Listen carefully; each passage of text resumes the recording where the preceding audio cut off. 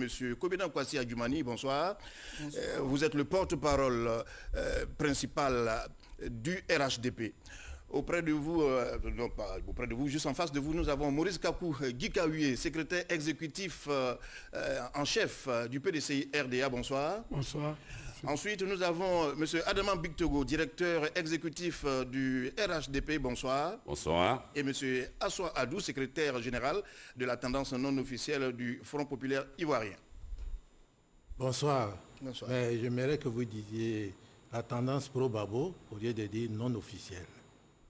Très bien. Merci à vous de répondre déjà aux désirs des téléspectateurs d'être sur ce plateau pour parler de la vie de la nation. Il sera question de l'application de la Constitution qui débouche sur des violences. Il sera aussi de la question de la CEI, et de la liste électorale et des possibilités de fraude déjà évoquées. Il sera question de la réconciliation et du retour des exilés, une allusion directe au président Laurent Gbagbo, au Premier ministre Guillaume Soro et au ministre Charles Blé Goudé. Et bien entendu, nous allons parler des perspectives pour la Côte d'Ivoire. Délibérément, je voudrais commencer par vous, M. Adaman Bictogo, pour mieux entendre et clairement entendre la chose. Le président de la République, le président Alassane Ouattara, est candidat à nouveau. Tout à fait. Merci. Je voudrais, avant donc d'aborder ce sujet, déplorer les morts qu'il y a eu suite aux manifestations de ces derniers jours et toute ma compassion aux familles éplorées. De l'éligibilité du président Alassane Ouattara, de sa candidature, de sa candidature pour nous, il a été sollicité par les militants, par des sympathisants, par la majorité des Ivoiriens, qui, au regard donc du contexte, au regard donc de la situation exceptionnelle que nous avons vécue, par la mort brutale de feu Amadou, l'excellence, le Premier ministre Amadou Gon Coulibaly, le RHDP, dans cette situation, après avoir analysé, revisité le contexte, s'est donc vu, après analyse, de proposer au président Alassane Ouattara d'être notre candidat. Le 29 juillet, le conseil politique s'est réuni et nous lui avons donc demandé d'être candidat. Et c'est ce qu'il a fait le 6 août. Lors de son adresse à la nation, il a fait donc acte de candidature en répondant favorablement à notre requête. Pour nous donc, le président Alassane Ouattara est le candidat du RHDP. Très bien, vous avez répondu à ma question, mais je suis presque sûr que ce n'est pas ce que pense M. Maurice Kakou Gikaouye. Le président Alassane Ouattara se présente à nouveau. Certainement, vous n'êtes pas d'accord. Bon, merci. Vous avez dit un mot tout à l'heure que nous sommes là pour parler de la vie de la nation. Donc c'est pour parler des Ivoiriens, de leur bien-être. Permettez-moi que je fasse une petite digression avant d'intervenir pour que les Ivoiriens voient un peu l'esprit dans lequel je prends la parole dans la vie quotidienne. J'avais à peine 30 ans. Je venais d'être élu président du MESI et il était écrit que le MESI était une section particulière du PDCI-RDA. Nous étions gérés par le ministre Akoto Yao qui nous gérait très bien, on avait de très bons rapports avec lui. Mais nous avions analysé au niveau du bureau national qu'il fallait partir au comité exécutif qui venait d'être mis en place après le 7e congrès. Et je suis allé porter la nouvelle au président Oufouette pour lui dire que nous ne voulions plus qu'Akoto nous gère, mais nous voulions aller au comité exécutif avec les Kami Ali Ali. Donc le président m'a écouté religieusement. Et le lendemain matin, il m'appelle, je viens, il sort, je m'assois. Au lieu de me répondre, la porte s'ouvre, rentre. Kami Ali Ali, Jean Konambani, Mbayabou Kouaïgo, Akoto Yao. Il me dit, Maurice, parce que c'est comme ça qu'il m'appelait, est-ce que tu peux me répéter ce que tu m'as dit hier? Vous voyez, en son temps, en 81, j'ai dit exactement ce que j'ai dit au président le soir. Il m'a félicité. Depuis ce temps, je ne parle pas par intérêt, mais je dis ce que je vois. Le président Alassane Ouattara ne peut pas être candidat. Et il le sait. Parce que j'ai participé à une réunion de haut niveau. Je ne dis pas on, j'étais présent. Je représentais le président Henri Kounabédié. Il y avait le président Ouattara, et Kabla Denkan, Feu Amadou Gon, il y avait Amadou Soumaro, Mabli Toake, Nyamien Konan, il y avait Sissé Bakongo, le ministre Kaka Kambile, Sansa, il y avait Fidel Sarasoro, il y avait Amontano et puis Masséré. On était là. Et on a discuté. Je ne vais pas rentrer dans les secrets des délibérations, mais sur ce point précis. Et le président Alassane Ouattara, la main sur le cœur, a dit qu'il n'était pas candidat pour un 3e mandat.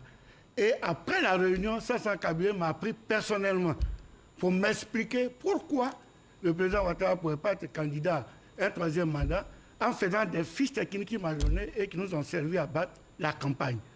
Donc, à partir de cet instant, constitutionnellement, je ne dis pas la sollicitation, tout ça, constitutionnellement, le président Alassane Ouattara ne peut pas avoir un 3e mandat. Parce qu'en Côte d'Ivoire, la Côte d'Ivoire a une histoire. Houphouët-Boigny a été président de 1960 à 1993, 33 ans, sans discontinuité. Le président Bédié est venu 6 ans. Il y a eu un coup d'État. Les Ivoiriens se sont réunis, les intellectuels. Ils ont dit en Côte d'Ivoire, excusez-moi, on ne veut plus quelqu'un qui fasse plus de 2 mandats. Est-ce que Ouattara a fait 2 mandats? Oui, il ne peut plus faire un 3e mandat. Très bien, vous avez répondu à ma question. Donc je voudrais m'adresser, avant de revenir à vous, c'est sûr que vous voulez réagir, je voudrais m'adresser au ministre Kobena Kwasi-Adjumani. Vous avez entendu très clairement ce que M. Maurice Kakoui a dit. Quelle est votre réaction, vous? Je voudrais dire que je suis venu ici en tant que oufouettiste. Tout à l'heure, M. Dikawe, en parlant, a fait allusion à Houphouët-Boigny. Mais moi, pour vous donner la preuve de mon oufouettisme, vous voyez bien cette belle photo. Inversée. Vous voyez cette photo. Je suis avec Houphouët-Boigny. C'était en 1988. Et vous voyez le discours que je porte en main. J'ai fait un discours devant le président Félix Houphouët-Boigny pour donner la preuve de mon oufouettisme. S'agissant maintenant de la candidature du président Alassane Ouattara, je vois des gens qui font des interprétations n'importe comment de notre Constitution. On parle de l'article 183. Moi, je ne suis pas un constitutionnaliste, mais je suis député, cela fait 25 ans, et j'ai voté des lois. Lorsque vous prenez l'article 183, que vous le lisez, il est dit plus ou moins quoi? Que la législation en vigueur en Côte d'Ivoire reste applicable, à moins qu'on ne prenne de nouveaux textes. Mais si on doit prendre de nouveaux textes, il faut que ces textes-là n'aillent pas contre la Constitution. Ça, c'est le profane qui explique de cette façon-là. En 1960, nous avons eu notre première Constitution. Dans un des dispositifs de cette Constitution, il y a les termes qui sont les mêmes au niveau donc de la Constitution. En 2002, les mêmes termes ont été transposés. Et en 2016, c'est pratiquement la même chose. Mais pourquoi? Parce que quand vous venez de mettre en place une nouvelle Constitution, cela veut dire quoi? Cela veut dire que la Constitution met fin à la Constitution ancienne, mais en même temps, il y a des dispositions transitoires qui vous permettent de dire que c'est vrai, vous venez de créer une nouvelle république, mais la nouvelle république ne va pas tuer les textes existants. Donc cette disposition renvoie à tous les textes. C'est pour ça qu'on dit la législation en vigueur. On n'a pas dit la Constitution en vigueur. On dit la législation. La législation, c'est quoi? C'est l'ensemble des textes qui relèvent de domaines différents. Donc de ce point de vue-là, nous sommes dans une nouvelle république et cette nouvelle république dit qu'il y a 2 mandats. Le président Alassane Ouattara, notre candidat, va faire son premier mandat et s'il le veut bien, il fera son 2e mandat. Je crois que c'est simple. Ceux qui ne veulent pas entendre raison, ils ont la possibilité de voir avec le Conseil constitutionnel lorsque celle-ci va prendre les décisions appropriées. Votre point de vue a été entendu. Je fais le tour de table avant que nous entrons véritablement dans le sujet. Monsieur Assouadou, Oui, est-ce que, selon vous, la Constitution a été violée, oui ou non? oui, la Constitution a été violée parce que ce n'est pas moi qui le dis, mais je prends les experts, le comité de rédaction, présidé par le professeur Ouraga Obou. Il a dit, il a répété, M. Ouattara ne peut pas faire un troisième mandat. C'est le plus grand expert, celui que le président Ouattara a sollicité pour diriger l'équipe qui va rédiger la Constitution. Mais après lui, qu'est-ce qu'a dit M. Sansan Kamili? Qu'est-ce qu'a dit tous les experts qui sont RHDP? Eux tous, ils ont reconnu que M. Ouattara ne peut pas faire un troisième mandat. M. Ouattara lui-même, au cours d'un déplacement au Libéria, avec Sirleaf, la présidente, il a dit, nous ne sommes pas, ma sœur et moi, ceux qui manipulent les constitutions. Nous avons dit, et je le répète, je ne ferai pas un troisième mandat, Sirleaf ne fera pas un troisième mandat. Donc ce n'est pas nous qui le disons. Nous n'étions pas là. Moi, j'étais, en ce moment, vous m'aviez mis en prison, donc je n'étais pas là. Mais tous ces débats, ça vient de chez vous. Donc il ne peut pas faire un troisième mandat. Très bien, je reviens à vous, monsieur Adama Bictogo. Nous avons fait le tour, mais je voudrais bien vous demander de vous résumer, sinon on ne risque pas d'aborder les autres points, c'est sûr. Alors, monsieur Adama Bictogo, est-ce qu'il n'y a pas une sorte de forcing à votre niveau, puisqu'on sait que des juristes de renom, de votre obédience politique d'ailleurs, avaient déjà dit que M. Ouattara ne pouvait pas se présenter? Je vais vous dire, d'abord, pour nous, la Constitution permet. Parce que la référence qui est faite, si on tient compte des références, le président Bédié ne peut pas être candidat. La Côte d'Ivoire peut pas être fait l'objet de 2 constitutions. Donc, on pense que la Constitution qui crée la nouvelle République autorise le président Alassane Ouattara à être candidat. Je pense que moi, je ne suis pas un expert en droit. Je considère que nous avons tous voté et on a encore les films. Moi, je me souviens de l'intervention du président Bédié parlant de la 3e République. Je me souviens de l'intervention d'Afin Guessan parlant de la 3e République. Et je me souviens que Mamadou Koulibaly s'était opposé à l'adoption de cette constitution parce que, pour lui, en toute évidence, on ouvrait la voie à la possibilité au président Alassane Ouattara d'être candidat en 2020. Mais comment se fait-il qu'aujourd'hui, il va revenir sur ce qu'ils ont dit? Et en plus, le président Alassane Ouattara, parmi eux tous, il a été le seul à désigner son successeur. Mais Djikaoué aurait pu être désigné comme successeur au lieu d'avoir le président Bédié comme candidat. Pourquoi au FPI, Tendance, Babo, ils n'ont pas désigné? Nous, il s'est prononcé le 5 mars. Ensuite, le 12 mars, il a proposé, nous avons désigné au Conseil politique son successeur. Donc les faits traduisent son engagement. Les faits traduisent la parole donnée, ce qui n'est pas le cas des autres qui, eux, n'ont pas à aucun moment proposé aux Ivoiriens qu'il y avait la possibilité de faire valoir la chaîne de génération. Donc pour nous aujourd'hui, vous savez, les débats entre constitutionnalistes, vous mettez 2 juristes dans une chambre, on peut passer des années. Donc je pense que c'est des interprétations qui tiennent compte des positions des uns ou des autres, mais pour nous, la chose elle est claire. Il va déposer sa candidature, le Conseil constitutionnel va décider si sa candidature est recevable ou pas. Pour cela, on n'a pas besoin de mettre des jeunes dans la rue qui brûlent des pneus, qui coupent des arbres. Je pense que aussi bien le PDCI et le FPI sont très mal placés pour nous donner des leçons de démocratie. Très bien. Monsieur Maurice Kakougé-Kaoué, je ne répète pas ce qui a été dit, mais tout de même, je suis obligé de vous rappeler que cette constitution que vous rejetez aujourd'hui, vous l'avez votée en Non, je ne la rejette pas. Je dis il faut qu'elle soit appliquée. Alors, je le dis avec mes mots, mais je peux bien me tromper. Oui. J'ai cru comprendre que le PDCI ne veut pas de ce qui est en train de se passer actuellement, alors que vous l'avez voté, cette constitution. Voilà. Oui. Merci. Je voulais rebondir sur ce que Adjumani a dit en ce qui concerne l'article 183 et répondre en même temps à Big Togo. J'ai fait une analyse comparative en tant que professeur de sciences. J'ai pris l'article 35 de la Constitution de 2000. Pour être candidat, il faut être, non, le président est élu pour 5 ans, il n'est rééligible qu'une fois. Âgé de 40 ans au moins 75 ans au plus.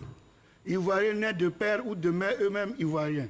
Il ne doit pas n'avoir jamais renoncé à la nationalité ivoirienne. Il ne doit jamais s'être prévalu d'une autre nationalité. Il doit avoir résidé continuellement pendant 5 ans précédant les élections totalisées 10 ans de présence effective. Présenter un état de santé complet de bien-être physique ou moral. Voilà l'article 30 en 2000. 2016 dit quoi? Élu pour 5 ans, il n'est rééligible qu'une fois. Ça revient. Être âgé de 35 ans au moins. Donc, on laisse tomber le plafond. Et je vais leur expliquer encore parce qu'ils n'étaient pas à la table de discussion. Pourquoi on a enlevé le plafond? Tout simplement, on a dit il y a 2 mandats. Et ensuite, on dit 75 ans. Donc, si on faisait une double limitation, on dit quelqu'un, quel que soit ton âge, tu ne peux pas faire plus de 2 mandats. Donc, l'âge ne compte presque plus. Voilà comment les 75 ans ont été sautés. Parce que je sais de quoi je parle. Ensuite, on dit, donc maintenant, le plafond a été levé, tout le monde peut être candidat. On dit une fois de père ou de mère, c'est exact, donc ça revient. Maintenant, résident 5 ans, 10 ans, quoi on appelle, examen médical, tout ça, ça saute. C'est ce que l'article 183 dit. Tout ce qui est contraire à ce qui est écrit. Donc aujourd'hui, un candidat, on ne doit plus demander son bulletin de santé, parce que ce n'est pas en vigueur. Ça a été annulé. On ne peut pas lui dire pourquoi tu n'as pas vécu pendant 5 ans en Côte d'Ivoire. Ça ne marche plus. Voilà ce que ça veut dire clairement. Deuxièmement, on me parle de... Donc voilà comment le président Bédié peut être candidat. Ensuite, en ce qui concerne la nouvelle génération. Mais le président Ouattara nous a dit le 5 mars, parce que je reprends, il dit j'ai formé des jeunes, la nouvelle génération, il a formé des jeunes. Et ensuite, c'est la Constitution de 2016 qui a introduit la notion du ticket du président et du vice-président, qui est une très bonne chose, comme au Ghana. Si le président n'est pas là, il n'y a pas de parole, le vice-président automatiquement, comme quand Kennedy a été assassiné à 63, dans l'avion qu'il a ramené à Washington, Johnson a prêté serment, quand il est arrivé à Washington, il était déjà président de la République. C'est ça, c'est très important pour éviter les problèmes de succession. Donc, c'était très bien. Mais si Ouattara préparait un président, il préparait un vice-président. Parce que si le président n'est pas là, le vice-président le remplace. Donc si, malheureusement, notre frère Amadou Gon, qui était candidat, est mort, on demande à Ouattara de nous sortir le vice-président jeune qu'il avait préparé pour remplacer Amadou Gon. Bitogo aurait pu être choisi, Adjumani aurait pu être choisi. D'accord. Alors là, monsieur Adjumani, oui, vous répondrez. C'est maintenant, monsieur Adjumani. Vous avez vu. Non, oui, c'est monsieur Adjumani. Écoutez, non, on est... Non, c'est... Non, je ne peux pas attendre. Ça suit un ordre, J'ai parlé avant vous. Monsieur Adjumani, donc suivez donc ma question. Que vous nous donniez le temps de nous exprimer comme vous l'avez fait tout à l'heure. C'est ce que je fais avec tout le monde. Qui connaît bien sa constitution, malheureusement, qui vient de lire des paragraphes de cette constitution. Non, je vous assure que je ne me soupçonne pas de cela parce que c'est ce que je suis en train de faire depuis tout à l'heure. D'accord. Alors donc je pose ma question, vous pourriez répondre chemin faisant. Je pose tout de même ma question, vous pourrez répondre chemin faisant. Est-ce que, je vous ai écouté tout à l'heure, M. Adjumani, est-ce qu'aujourd'hui, on peut véritablement regarder quelqu'un et lui dire M. Ouattara n'a jamais eu un mandat, 2 mandats, et il va vers un 3e mandat. Peut-on le dire véritablement, au-delà du droit? D'abord, avant d'en venir à cette question, je voudrais dire à M. Djikaoué de me regarder droit dans les yeux. Puisqu'il a dit tout à l'heure que moi, je ne faisais pas partie de ceux qui partaient rencontrer le président Il y Alassane avait eu Ouattara. la réunion. Il n'y a pas eu qui rencontrait Ouattara. Tu as eu la réunion. Non, Alors, vous terminez et vous aurez le temps de vous répondre. pouvez me Allez-y. laisser D'accord. continuer. Allez-y. Oui. Allez-y. Monsieur Djikawa est là. Il est le directeur exécutif du PDCI-RDA. Non, secrétaire exécutif. Directeur. Secrétaire. Le secrétaire exécutif. J'ai même été président du directoire. Le secrétaire Au moment où on exécutif en faisait chef, Ouattara. Il était le secrétaire. Oui, c'est après en chef est venu bien sûr. et c'est grâce à nous. Ça obéissait Bon, je ne vais pas aux règles parler. intérieures, Djikawa. Monsieur Djikawa est là. Quand nos députés avaient émis les réserves en son temps, pour dire que si nous ne faisions pas de modifications et qu'on aille directement à une nouvelle constitution, cela permettait au président Alassane Ouattara d'être candidat. Nous étions au secrétariat exécutif. Ils ont rencontré le président Bédier. Ils lui ont posé la question de ça. Monsieur le Président, c'est vrai vous êtes un économiste, mais vous avez fait le droit. Cette constitution permet au président Alassane Ouattara d'être candidat. Qu'est-ce qu'on fait? Nous souhaitons qu'il y ait une révision. Il y a eu une suspension de près d'un mois. Le président Bédier est allé rencontrer le président Alassane Ouattara. Quand il est revenu, il a rappelé à l'ordre les députés pour leur demander d'accepter que ce soit une nouvelle constitution parce qu'il fallait mettre fin aux traces de Gueye qui a perpétré un coup d'État contre lui. Et que le verrou de l'âge ayant sauté, il faut permettre aux autres de disposer quand même d'autres faveurs. C'est ce qui s'est passé. Et les députés ont dit, bon, dans ce cas, nous allons trouver une clause pour dire que le président en exercice actuel ne pouvait pas être candidat dans le cadre de cette nouvelle République. Ça a été également refusé. Mais si ça a été refusé, ça veut dire qu'on a adhéré pleinement à l'esprit de cette nouvelle constitution. Ce qui fait d'ailleurs qu'aujourd'hui, nous ne parlons pas en termes de troisième mandat. Tout à l'heure, on a dit, le ministre Sansan avait dit que le président ne pouvait pas être candidat. Ce n'est pas ce que Sansan a dit. Moi, j'ai pris soin d'écouter ce que Sansan a dit. Le ministre Sansan a dit qu'il peut démontrer que le président Alassane Ouattara ne va pas faire un troisième mandat. Mais il veut démontrer. Est-ce que les députés lui ont donné l'occasion de démontrer cela? Il n'a pas pu démontrer. Vous étiez député, vous l'avez vu. Il dit je peux démontrer, mais on ne lui a pas donné l'occasion de démontrer. Et puis aujourd'hui, on nous fait savoir que le président Alassane Ouattara ne peut pas être candidat. Il sera candidat dans le cadre de la Troisième République. Et ce sera son premier mandat. Et si moi, j'étais à l'Assemblée nationale, qu'on me posait la même question, je vais dire non, le président Alassane Ouattara ne peut pas faire un troisième mandat. Mais quand le président dit que je ne vais pas faire un troisième mandat, mais ça ne veut pas dire que la loi ne lui permet pas de le faire. Mais il a dit qu'il allait faire la passe à une nouvelle génération. C'est dans cet esprit qu'il évoluait quand il disait ça. Très bien. Mais vous connaissez la suite. Et Alassane est bel et bien notre candidat. Nous allons nous mobiliser pour qu'il soit élu au premier tour de ces élections. Vous avez été entendu vous aussi. Maître Assoua Adou, Ouais, moi je pense vous que... pourrez commenter en même temps. Mais Ouais. dans le même temps, j'ai envie de vous poser la question. Pourquoi tout ce Mais je problème... vais d'abord répondre. Oui, tout ce qui parce se qu'ils passe... ont soulevé des aspects Oui, très importants. oui, chemin faisant, vous pourriez Nous expliquer. ne pourrons pas nous taire là-dessus. Non, c'est pas ce que je demande du tout. Voilà, donc tout à l'heure, vous allez me poser la non, je question. vous pose la question tout de même, et vous répondrez plus tard. Plus tard alors. Plus tard. Oui, Je comme vais- vous voudrez. Voilà, Alors, plus tard. est-ce qu'aujourd'hui, M. Assoua Adou, on ne pouvait pas peut-être attendre que le Conseil constitutionnel décide de ce qui est en train d'être fait actuellement, ces polémiques-là? S'exprimer, manifester pacifiquement est un droit du peuple. Donc là-dessus, il n'y a pas de discussion, je pense.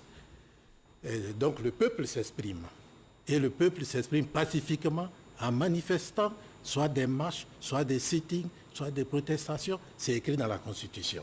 Donc là-dessus, que le Conseil constitutionnel reprenne après, lui aussi c'est son droit. Mais je voudrais souligner, vous avez employé des mots pour moi qui me choquent. Nous sommes dans une république. Dans une république, il n'y a pas de succession. On ne désigne pas son successeur. Que voici mon successeur. Quand vous dites ça, lorsque j'avais entendu, je me dis, mais on se retrouve en Haïti. Parce que M. Adjoumani, bon, il est jeune, peut-être qu'il... Une succession en interne. Non, j'arrive. Une succession peut obéir à des règles. Oui, laissez-le terminer, s'il vous plaît. Laissez-moi terminer. Hein? En Haïti, le docteur Duvalier, en son temps, un jour il vient, après avoir régné, comme vous le savez, il présente son fils, bébé Doc, c'est-à-dire Jean-Claude, et puis il dit, voici mon successeur. Mais on est en République. En République, il n'y a pas de successeur. Et comme dit le professeur, si on dit je donne le pouvoir à une nouvelle génération, mais voici des éléments de la nouvelle génération qui sont devant moi. Moi, je suis qui sont moi. Non, moi je suis... Est-ce que vous avez encore attendre que Babo vienne être Attends, moi je suis candidat plus âgé. Moi, attendez, il ne faut pas me Allez-y. couper la parole. Voilà. Allez-y. Voilà, vous êtes plus jeune que moi, donc Tout à fait, beaucoup vous plus êtes jeune, mes petits d'ailleurs. frères. Bon, donc, on pouvait choisir un d'eux, mais on dit que non, un événement grave est passé. C'est vrai. Nous tous, nous avons été touchés. Nous avons été peinés de voir cette fin tragique de notre frère. Mais cela n'est pas dans la Constitution. Ce n'est pas écrit dans la Constitution que si un tel événement arrivait, alors on choisit quelqu'un d'autre. Hein? Ouais, attendez. Allez-y. Donc, c'est vraiment ahurissant lorsqu'on entend cela. Ensuite, le ticket. Je voulais parler de ça après, mais comme ils l'ont évoqué, le ticket. La Constitution actuelle, quand les jeunes manifestent, il faut se demander pourquoi c'est maintenant que les gens manifestent. Pourquoi? Et c'est ce que je vais vous expliquer. La Constitution actuelle contient des éléments assez graves. Et un des éléments graves, c'est le fait même que le président élu nomme le vice-président. C'est-à-dire que nous tombons dans un système de royauté. Oh, on n'est pas dans un royaume. On n'est pas dans un royaume. Mais tout cela, les Ivoiriens ont accepté. En se disant, bon, mais écoutez, on va arriver le 31 octobre, il y aura les élections, nous allons voter massivement et certainement on mettra fin au pouvoir RHDP unifié. Je pense que c'est un rêve. Ouais, non, c'est une réalité. Voilà. Et voilà que, non, on dit non, écoutez, M. Ouattara va faire un troisième mandat, ou comme dit M. Adjoumani, c'est un premier mandat. Ça encore, c'est une histoire assez grave tout à l'heure. Vous en prenez bien tout à la l'heure, leçon. je le démontrerai. Oh, il dit ça, mais c'est tellement grave. Parce que, comme l'a dit le professeur, la Côte d'Ivoire a évolué en disant une limitation des mandats. Mais cette limitation des mandats a eu une histoire en Afrique. Ce n'est pas ici. Après l'époque coloniale, c'est-à-dire dans la période post-coloniale qui nous a menés jusqu'à 1990, 93, 95, on a vu les régimes de présidents à vie, on a vu des empereurs, on a tout vu. Oui. Attendez, je vais finir. Oui, alors sauf les que législateurs, par la faute des les invités, constitutionnels oui, non, ont oui, dit, oui. non, désormais, on limite les mandats. Mais si aujourd'hui, on revient en arrière, c'est-à-dire que c'est comme si on décidait, tout à l'heure, on va éteindre toutes les lumières, et puis on va nous emmener des lampes tempêtes. Des lampes tempêtes. Monsieur Fofana, vous voyez, Oui, Monsieur Fofana. je suis obligé de vous Alors, interrompre donc, sur ce point, voilà. parce que par la faute des invités, on ne pourra pas épuiser tous les sujets. Bon, Ne d'accord. m'en voulez pas plus tard. Allez-y. Voilà, je vous le dis. Mais sur ce point, un dernier tour de table et nous allons passer à autre chose. Oui, non. c'était bien entendu. c'est moi la parole. C'était à lui la parole. Bon, C'est en me fait, permis. il y a les interprétations, Voilà. mais je reviens pour dire que le président Ouattara viole la Constitution et c'est un fait grave. Si on y prend garde, demain, un président va venir, il va dire que je change, ce n'est plus une république, c'est un royaume. C'est ça, c'est pour le futur. Qui a fait l'article 35 en Côte d'Ivoire? Attendez, là j'ai la parole. Deuxièmement, l'article 179, parce qu'il dit, le ministre, ce n'est pas le ministre sans ça, c'est le commissaire du gouvernement qui est venu à l'Assemblée et c'est le député Manou Bikoueli qui a posé la question Et il a dit qu'il peut démontrer que Ouattara a dit qu'il ne peut pas faire un troisième mandat, comme je l'ai dit. Et que si même Ouattara le voulait, techniquement et juridiquement, il ne peut pas à cause de l'article 183. C'est ce qu'il a dit. Maintenant, ça peut changer, mais c'est factuel. Maintenant, l'article 179 va plus loin encore dans les mesures transitoires. On dit le président de la République en exercice, à la date de la promulgation de la présente Constitution, nomme le vice-président de la République. Duncan a été nommé. Qui est le président de Duncan? Pourquoi Ouattara a été élu avant la Constitution et il nomme Duncan? Peut-être que Ouattara nous aurait eu, parce que je le dis, s'il avait dit, bon, comme il y a une nouvelle Constitution, je démissionne, Duncan et moi, on est candidats, aujourd'hui on ne discuterait pas. Mais le fait qu'il soit resté président avec cet article 179 et qu'il ait nommé Duncan, qui était son vice-président, mais la continuité était là. Donc, je dis, bon, il a parlé du président Bédié, qu'on dit on est d'accord. C'était sur le thème de révision. Et en tout cas, je suis très heureux qu'ils le disent. Pendant un mois, j'étais chef de secrétaire, j'ai dit c'est une révision, ce n'est pas une nouvelle constitution. Parce qu'en 1990, quand Alassane Ouattara devait être nommé Premier ministre, la primature n'existait pas dans la constitution. Les députés ont fait une constitution, ils ont mis la primature et on n'a pas changé de république. On a changé de république quand il y a eu un coup d'État, on a tout dissous, à part la Cour suprême, tout a été dissous et on a fait une constituante qui a recommencé.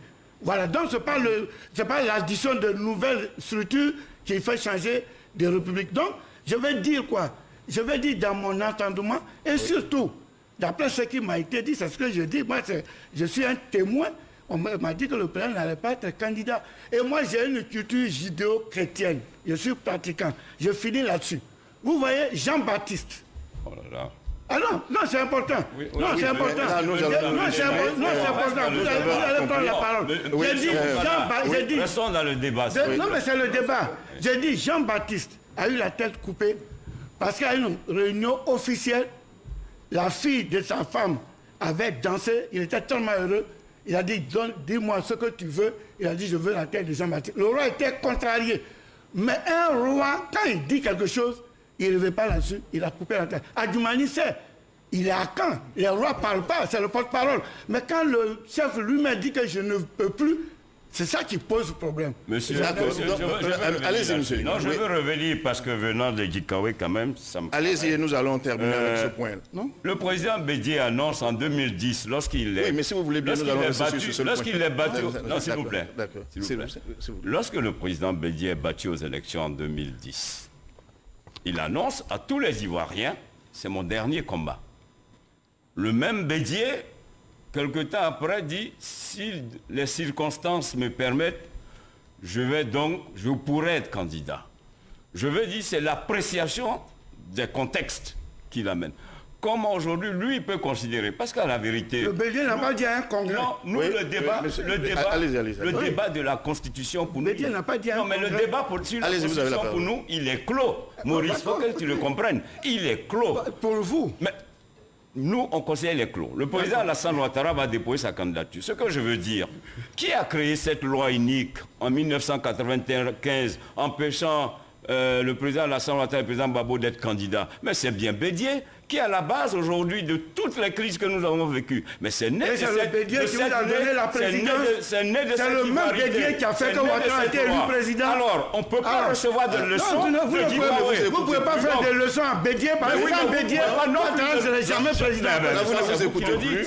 Ah oui, sans Bédié, Ouattara ne serait jamais président. Vous ne vous écoutez plus. Non, on va s'écouter parce que ce que les Ivoiriens attendent de nous, c'est que nous répondions à leurs attentes. Le président Alassane Ouattara, parce que ce qui est beau, Bédié a été président, Gbagbo a été président. On peut faire une analyse comparative des réalisations.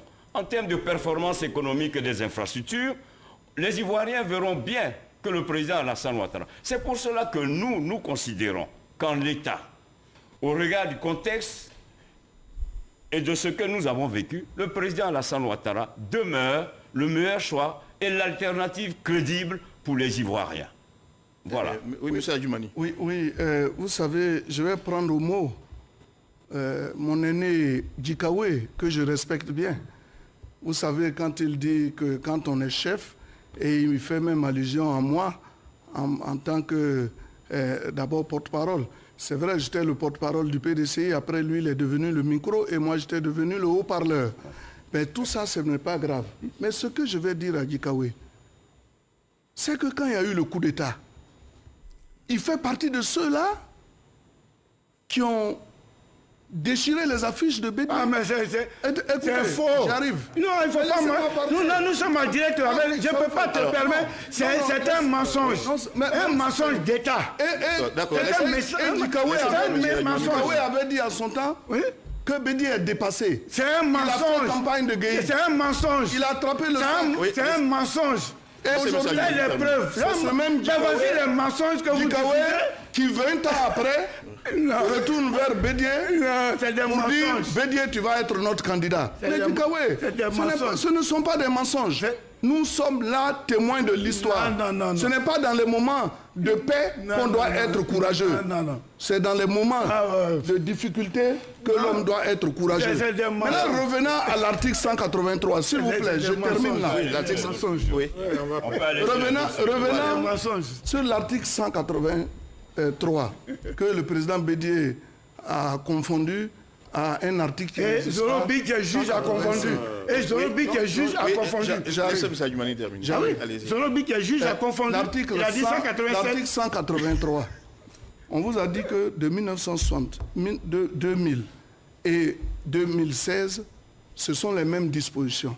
Mais vous savez, on a hérité des lois de la colonisation. La Côte d'Ivoire faisait partie de l'AOF, l'Afrique occidentale française. Lorsque nous avons accédé à notre indépendance, il nous fallait mettre en place un nouveau parlement, de nouveaux textes. Mais en attendant de mettre en place les nouveaux textes, il fallait une disposition transitoire pour continuer d'utiliser les lois héritées de la colonisation. C'est pour cela qu'on a dit que la législation est en vigueur reste applicable dans le cadre, certes, de la loi, mais la condition, c'est que ça respecte la nouvelle constitution. Il faut qu'il le sache. Ça ne renvoie pas à la nouvelle constitution, mais ça renvoie au texte législatif voté par les députés, alors que la constitution est votée par le peuple. Et il a le constat que je fais, c'est que sur ce point, les positions sont très figées. Alors, je voudrais tout de suite, là, je vais m'adresser à M. Assoadou. Monsieur Assoadou, quel commentaire vous faites aujourd'hui sur la radiation des personnalités suivantes, Laurent Gbagbo, Guillaume Soro et Charles Blé Goudé? Mais c'est un grand scandale que le président Gbagbo, que Charles Blé Goudé, que Soro Guillaume soient rayés par des arguments fallacieux. Gbagbo Laurent conserve tous ses droits civiques. Gbagbo Laurent est éligible. Gbagbo Laurent doit être réinscrit sur la liste électorale. Et puis, chose plus grave, on refuse de donner un passeport ordinaire à Gbagbo Laurent. On nous dit non, c'est un traitement. Combien de mois on met pour traiter la demande d'un passeport, alors que Gbagbo n'avait même pas besoin de demander un passeport? Qui a livré Gbagbo à la CPI? C'est M. Ouattara. C'est l'avion de M. Ouattara qui a déposé Gbagbo à la CPI. Le même avion ne peut pas le ramener en Côte d'Ivoire. Il a besoin d'aller à l'ambassade de Côte d'Ivoire en Belgique pour demander un passeport. C'est un grand scandale. Alors que, qu'est-ce que Gbagbo a fait? Que ce soit pour M. Ouattara, que ce soit pour M. Bédié. Et je parle là, je prends Big Togo en témoin, parce que je sais ce qu'il dit de bien de Gbagbo. Je le sais. On est en Côte d'Ivoire, nous avons des amis, nous avons des parents. Donc on sait ce que chacun dit. Gbagbo n'a pas besoin. Le fait même que Gbagbo ait demandé un passeport, c'est un scandale. Et toute la classe politique ivoirienne, y compris le RHDP, doit se trouver mal à l'aise. Mal à l'aise. Parce que quand Gbagbo Laurent est arrivé au pouvoir, il a dit, mes prédécesseurs, que ce soit M. Ouattara, que ce soit M. Bédier, ce n'est pas normal qu'ils soient dans des conditions de vie difficiles. Il a fait voter une loi qui leur permettait de percevoir de l'argent, qui leur permettait d'être pris en charge. Ils étaient en exil. Gbagbo les a fait venir en Côte d'Ivoire en leur demandant « Qu'est-ce que vous voulez ?» Chacun a dit ce qu'il voulait. Gbagbo a rempli ces conditions. Et le même Gbagbo, pour des circonstances, vous le prenez, vous le donnez, comme à l'époque de l'esclavage, aux Européens, allez-y le tuer. Bon, heureusement, il ne meurt pas. On le juge, il est blanchi. Les gens disent, tu peux aller chez toi. Il veut venir, on dit non, ta demande de passeport est en étude de traitement. C'est honteux, c'est scandaleux. Alors, vous avez donné votre point de vue. Monsieur Guy Kahué, le président Laurent Gbagbo, le premier ministre Guillaume Soro et le ministre Charles Bégoudé hors du pays, qui veulent retourner, quel commentaire vous faites? Bon, dans la Constitution, il est inscrit qu'aucun Ivoirien ne doit être en exil. Donc, normalement, ils doivent rentrer en Côte d'Ivoire. Surtout que, ensuite, Gbagbo, prenant le cas de Gbagbo Bégoudé, ils ont été jugés par contumace. Quand vous n'êtes pas là, on vous juge. Et quand vous venez, on reprend le jugement. Donc, voici quelqu'un que vous avez jugé, il n'était pas là, qui veut même venir pour que vous le jugez, vous refusez qu'il vienne. Je ne vais pas plus loin. Monsieur Youmani, sur la question, ces trois personnalités hors du pays. Vous savez, moi je suis heureux aujourd'hui de voir Assoadou et Djikaoué parler le même langage. Tout à l'heure, j'ai eu peur parce que j'avais vu le visage de Djikaoué un peu triste quand il parlait de Gbagbo à la CPI. Parce que je me souviens de cette phrase, retentissante encore dans mon esprit, quand Bédier disait que la place de Gbagbo, c'est à la CPI. Ça circule encore sur les réseaux sociaux. Et qu'aujourd'hui, Djikaoué se permet de dire non, que c'est son pays, il doit revenir. Les temps ont changé. Les temps ont changé. Mais je crois que je n'ai rien à dire. C'est la justice. Si la justice dit que Gbagbo doit revenir sur la base des décisions qui ont été prises, moi je n'ai aucun inconvénient à cela. Donc je ne vais pas m'y mixer dans les affaires. La justice l'a déjà dit. Non, il a été condamné ici. Hein. Ici? Oui. Mais il vient de... Laissez-moi ça, Youmani. Gbagbo Laurent a été condamné. Oui, vous laissez M. Youmani terminer. Est-ce que vous avez su? Pas coutumace? Non, non, non. Laissez M. Youmani terminer. Allez-y, M. Mais qui a été condamné par défaut? Il faut bien Allez-y, M. Youmani. la différence jusqu'au bout de votre entre idée. être condamné par défaut et être condamné par contumace. Bon, moi, je ne vais pas rentrer dans ces détails. Parce que si on veut revenir à ce qui s'est passé en 2010 et autres, on va encore faire des malheureux qui vont se souvenir de tout ce qui s'est passé en Côte d'Ivoire. Mais tout ce que je sais, c'est que Laurent Gbagbo, s'il mérite d'être sur la liste électorale, les personnes habilitées à le faire, ce sont les membres du Conseil de la Commission électorale indépendante.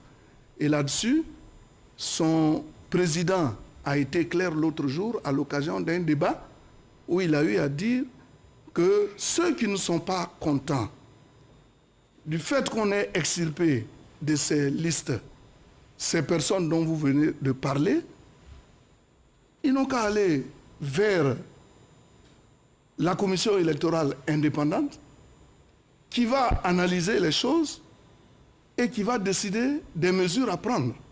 Donc moi, je ne peux pas venir ici, je ne suis pas membre de la commission électorale indépendante pour dire si le président Gbagbo mérite d'être sur la liste ou pas.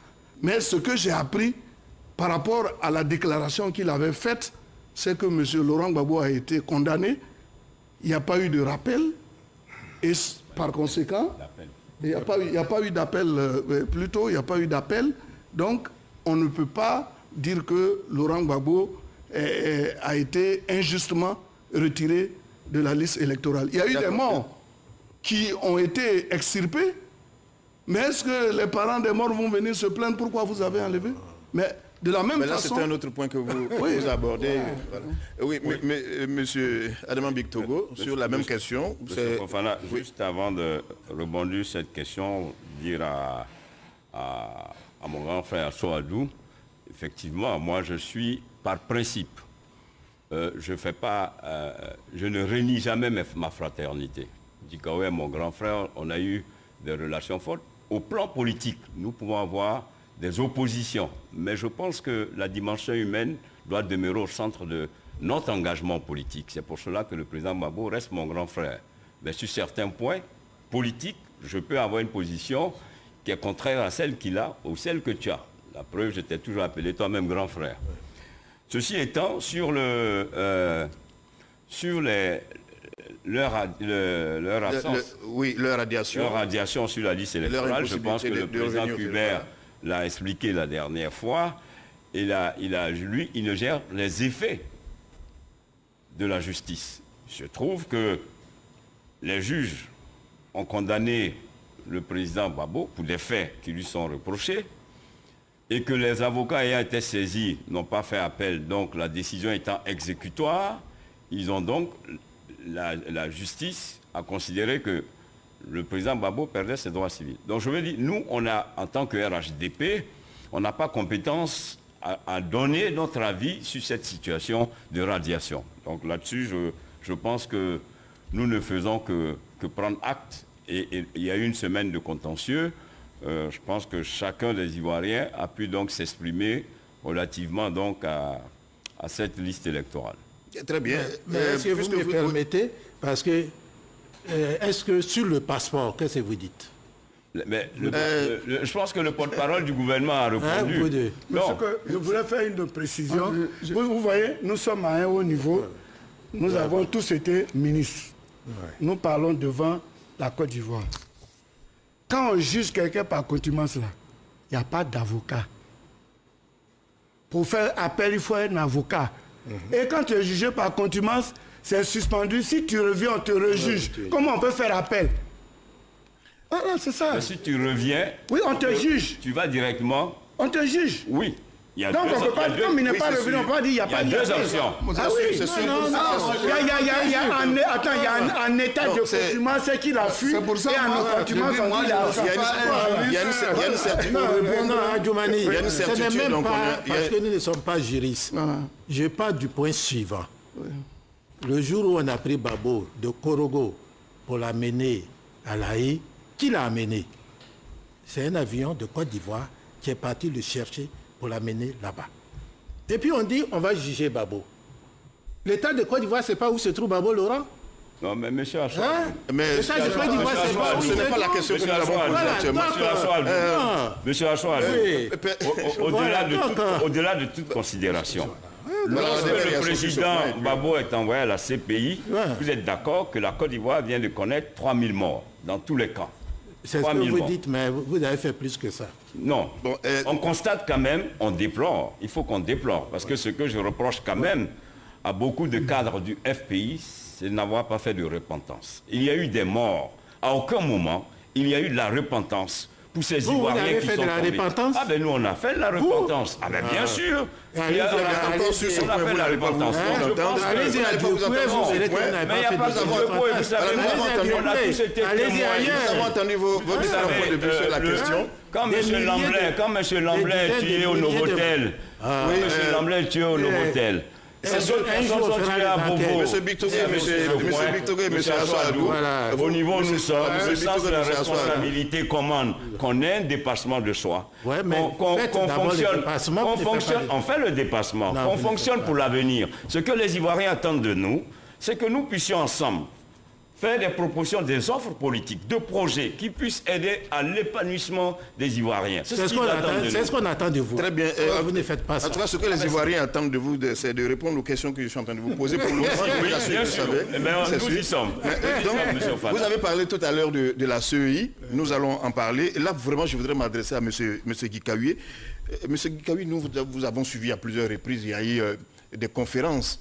J'ai envie de dire, excusez-moi de le dire, que vous faites des déclarations, mais vraiment sans élément de preuve. Le président de la CEI que nous avons reçu ici a demandé à ce que vous lui présentiez les preuves de ce que vous avez dit. On vous a entendu dire que un individu qui était né en septembre 1850 était sur la liste. On vous a entendu dire qu'il n'y avait rien que des étrangers sur la liste électorale. C'est beaucoup de choses que nous avons entendues. Mais nous n'avons, jusqu'à présent, nous n'avons pas vu les preuves de ces éléments-là. D'accord. Preuve de ceux qui ont plus de 100 ans. Ils sont nombreux, mais je prends un cas. Carte d'électeur V0208, 73 86 46. Abidjan, lieu de vote à Bobo, bureau de EPV à Noisé, le nom Traoré Ahmed, couturier masculin, 169 ans, né le 1er septembre 1850. Voilà, c'est précis. J'ai des preuves. Voilà. Tout ça, tout ce document-là, c'est des anomalies. Les gens qui ont moins de... Il y en a combien? Il peut nous dire le nom? Non. J'ai fait mon enquête. Mais non, attendez. Oui. Mais vous m'avez posé une question. Oui, je vous donne les preuves. Oui. Il y en a. Voici une preuve. J'ai cité avec même les étrangers qui ont été... On a les preuves, j'ai les documents. Monsieur oui, mais même s'il y a un seul... Attendez, on dit qu'il y a des morts. Tu dis comme c'est un seul mort, c'est pas grave. Non, mais monsieur attendez, un mort est un mort. En matière même s'il y en a 35, même s'il y en a 40, il y en a 2, c'est une anomalie, c'est une fraude. Non. Ah, si. Non, alors, monsieur Maurice, je vous interpelle tout de suite. En matière de conception de liste électorale.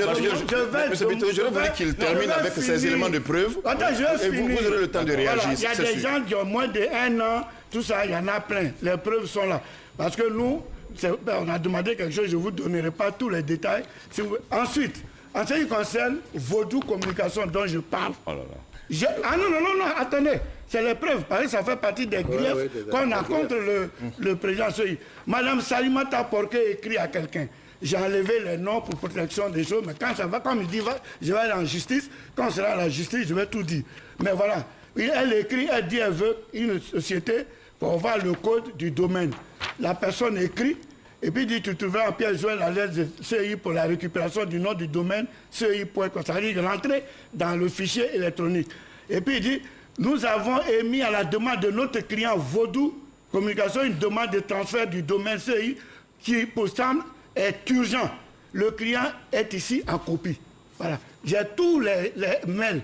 Mais je voudrais tout de même vous poser ça. Et le président, quand on lui a parlé, il a fait une lettre en disant à la société NDB Consult, à laquelle il a donné le marché, qu'il lui a donné le marché, qu'il ne veut pas de sous-traitance et d'arrêter cette activité. La lettre est là. Donc je ne parle pas dans le vide. Mais alors comme M. Wagnon dit je voudrais quand même vous poser la question, M. Gikawi. Pourquoi vous avez tous ces éléments que vous pourriez mettre à la disposition de la CEI? Non, on leur a dit. Mais parce que nous, on réclame l'audit international de la liste. Donc on a nos preuves. Par exemple, les étrangers, voilà. Vous aurez le temps de répondre, c'est sûr. Non, il y a vous avez votre réaction. Vous avez les étrangers sont là. À chose. Les doublons, 25 000, il y a des gens qui ont 10 cartes d'électeurs. Il y a un cas, on rend sa carte, il y a 15 cartes qui sortent. Voilà. À un bateau, on a fait huissier de justice qui a constaté, on a porté pour fraude contre la nationalité. Il y a plein, c'est des échantillons. Voilà. Donc c'est pour ça que nous, on demande qu'il y ait un audit de la liste électorale. D'accord, les preuves existent. Nous allons parler de l'audit international. Monsieur Gikawi, monsieur... Ah non, il ne s'appelle pas Gikawi. Oui, mais c'est sûr. Je voudrais justement m'adresser à M. Bictogo qui réagisse ensuite vous, de votre point de vue. Oui, non, je voudrais dire au professeur, là je parle quand même à l'homme de science, qu'en matière d'élaboration des listes électorales, qui repose donc sur des fondamentaux rationnels et scientifiques, et que même en médecine, lorsqu'on parle même d'épidémie, il y a des taux d'acceptation, d'erreurs qui permettent de dire, par exemple, quand on parle d'épidémie, vous allez jusqu'à, je crois, 2%, de 0 à 2%, on considère que ce n'est pas si grave. Mais c'est pareil dans la conception. Mais on surveille le site. Mais j'arrive. C'est pareil, c'est aussi valable dans la conception, dans l'élaboration d'une liste électorale. Lorsque le taux de rejet, de marge d'erreur, varie entre 0 et 3%. Dès lors que vous constatiez qu'à l'intérieur, qu'il y a... C'est pour ça que je demandais le nombre. Pour ce que vous citez, c'est tellement minime qu'on ne peut pas remettre en cause la fiabilité de la liste électorale.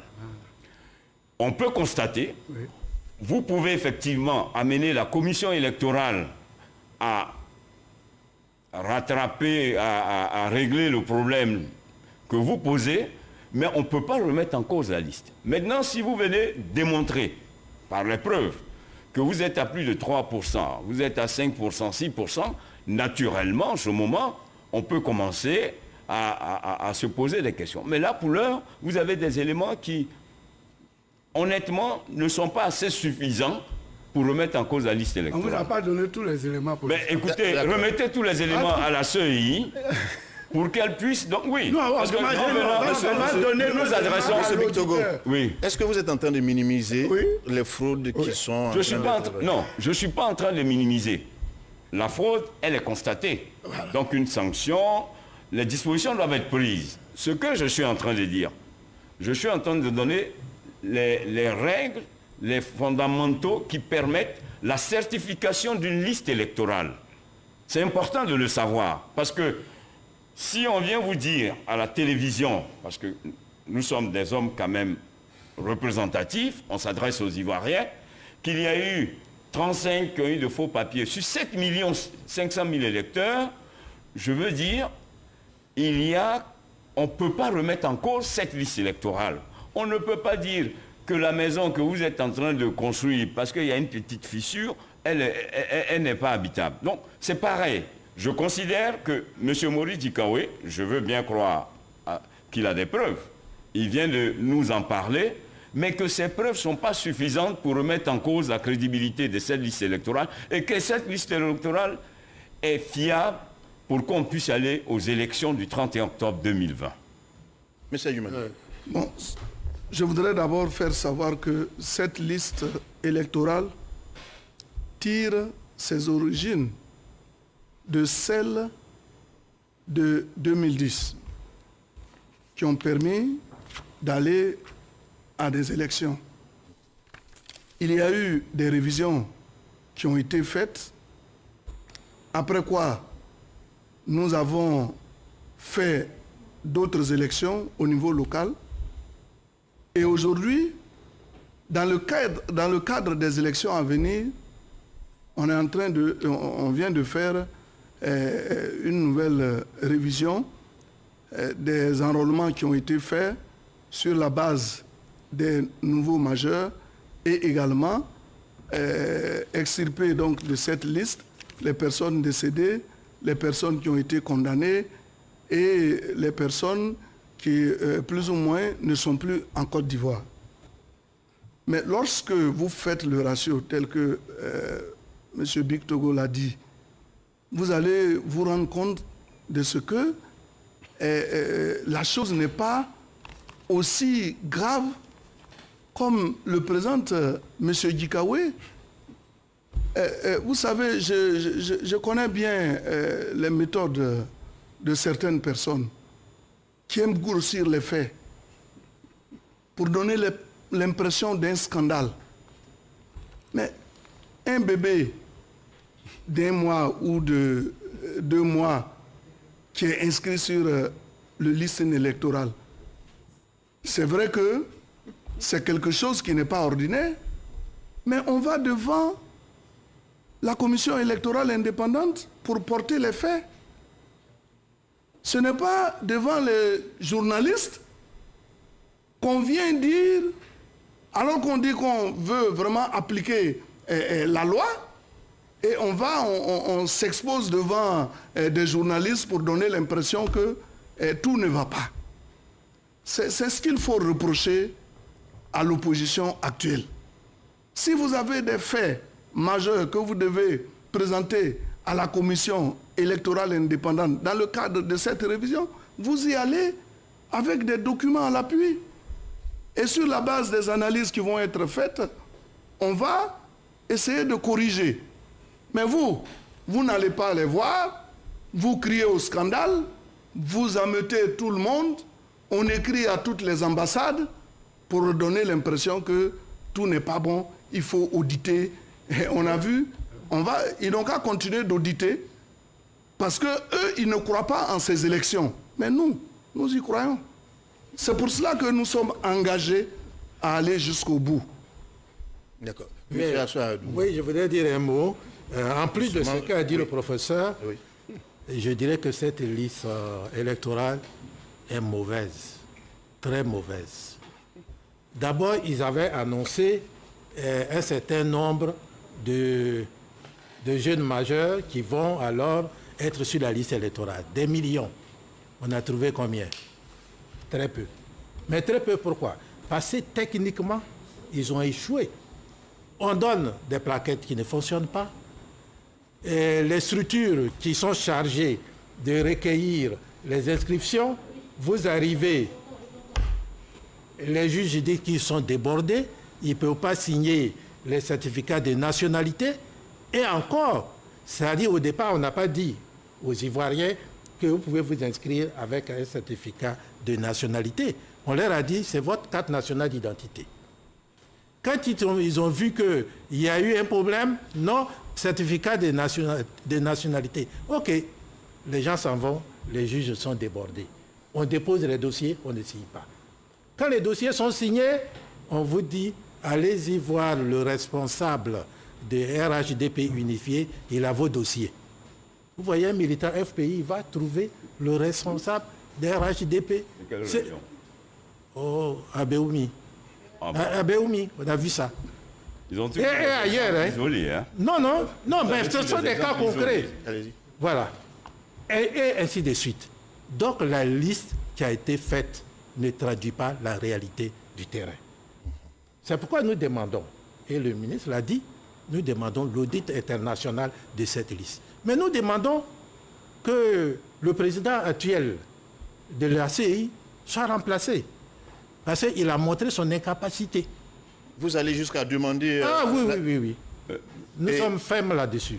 Nous sommes fermes là-dessus parce que lorsque vous confie une mission aussi importante, dans les situations aussi importantes de la Côte d'Ivoire, où on veut aller vers des élections apaisées, il faut jouer son rôle. Lorsque vous ne jouez pas votre rôle, il faut qu'on vous remplace. Parce que lorsque la Cour africaine des droits de l'homme dit que les membres de la CI, du bureau central, il faut remplacer parce qu'ils n'ont pas été choisis suivant les règles, ça veut dire que vous aviez échoué. Quand ils disent les structures locales des CI, dont 98% sont entre les mains des RHDP unifiés, qu'il faut recommencer, ça veut dire que vous aviez échoué. Nous ne pouvons pas prendre cela pour aller aux élections. Alors, Monsieur Fofana, je voudrais rafraîchir la mémoire de... non, ma mémoire est déjà rafraîchie. Non, elle n'est pas rafraîchie. Non. Ma mémoire est déjà... Quand M. Mambé était président, de la CI, je crois que de temps en temps, le ministre Dikaoué doit avoir... oui, moi, je voulais parler quand vous avez dit... je voulais vous dire... Quand M. Mambé... J'ai la parole, monsieur le ministre. Quand on parle de Mambé... J'ai la parole. Allez-y. Quand M. Mambé était président de la CEI, le pouvoir FPI ne voulait pas de Mambé. Parce que justement, il n'accédait pas à leurs requêtes. Ils ont voulu le manipuler. Il a introduit 800 000 dossiers de faux dossiers. Vous avez parlé, je ne vous ai pas interrompu. 800 000. 800 000 faux dossiers. Comme il refusait d'obéir aux ordres FPI, la première marche qu'on a voulu organiser, à l'époque, Dikaoué et moi étions en charge de la mobilisation et l'organisation RHDP. Il s'en souvient. Lorsque Mambé a refusé d'obéir pour ne pas qu'on aille dans les dérives, le FPI n'a pas bougé, a tout fait pour qu'on fasse partie, M. Mambé. Il a été remplacé par un autre cadre du PDCI. Mais ça n'a pas empêché que le FPI perde les élections.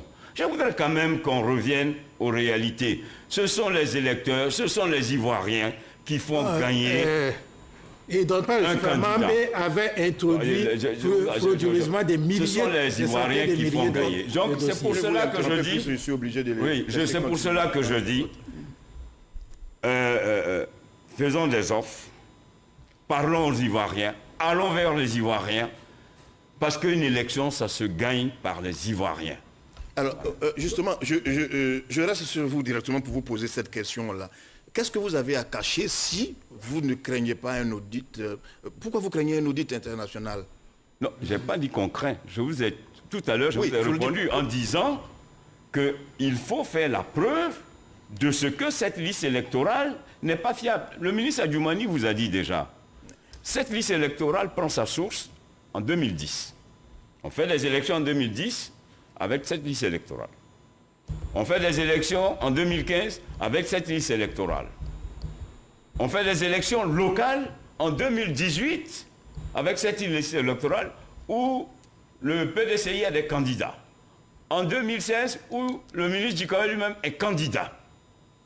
Aujourd'hui, ce sont les nouveaux électeurs qui viennent s'ajouter.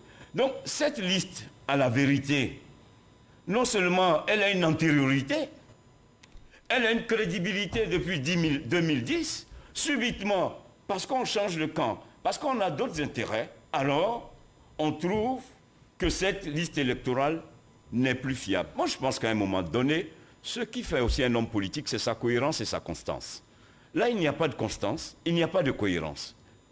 Alors que nous sommes en face de nos compatriotes. Il est bon qu'à un moment donné, quand même, nous puissions assumer notre histoire. Et nous, on assume notre histoire, le RHDP.